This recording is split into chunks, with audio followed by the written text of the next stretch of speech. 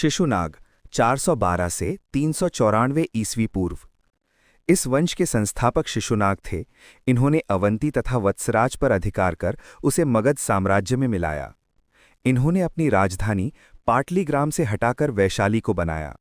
इसके शासन के समय मगध साम्राज्य के अंतर्गत बंगाल से लेकर मालवा तक का क्षेत्र था। इस वंश का अगला शासक कालाशोक था। कालाशोक 394 से 366 ईस्वी पूर्व। शिशुनाग के मृत्यु के पश्चात कालाशोक मगध की गद्दी पर बैठा। इसका नाम पुराण तथा दिव्यावदान में काक वर्ण मिलता है। इसने वैशाली के स्थान पर पाटलिपुत्र को पुनः अपना राजधानी बनाया। इसके समय द्वितीय बौद्ध संगीति वैशाली में हुई थी। ये ब्राह्मण वंश का प्रथम संस्थापक माना जाता था। पुराण के अनुसार ये क्षत्रिय था।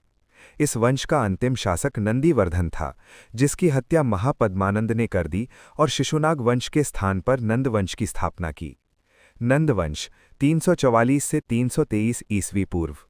इस वंश का सर्वाधिक महाशक्तिशाली संस्थापक महापद्मनंद थे। इन्होंने राजपूतों का विनाश करके सर्वक्षत्रांतक यानी क्षत्रियों का नाश करने वाला की उपाधि धारण कर ली। महापद्मनंद को भार्गव यानी दूसरा परशुराम का अवतार भी कहा जाता था। इस वंश की जाति नाई या नापित थी। राजानंद के प्रधानमंत्री का नाम राक्षस था। राक्षस का असली नाम विष्णुगुप्त था। केंद्रीय शासन पद्धति का जनक या पिता महापद्मनंद को माना जाता है। इस वंश के धन दौलत के बारे में वर्णन चीनी यात्री हुएनसांग द्वारा की गई थी। व्याकरण के आचार्य पाणिनि महापद्मनंद के परम मित्र थे। इस वंश के शासनकाल में उपवर्ष, वर्ष, रुचि, वर, कात्यायन जैसे विद्वानों ने जन्म लिया था। इसी वंश के शासक ने एक राष्ट्र की विचारधारा दिया था। इस वंश की राजधानी पाटलिपुत्र थी। इस वंश के समय मगध राजनीतिक दृष्टि से अत्यंत शक्तिशाली साम्राज्य बन गया। सम्राट महापद्मनंद पहले शासक थे जिन्होंने गंगा घाटी की सीमाओं का अतिक्रमण कर विंध्य पर्वत के दक्षिण तक विजय पताका लहराई थी। इसने कलिंग जीतकर एक राठ तथा एक क्षत्र की उपाधि हासिल की। ये कलिंग जीतकर पूरी तरह मगध में नहीं मिला पाया। इस वंश का द्वितीय शासक पंडक था।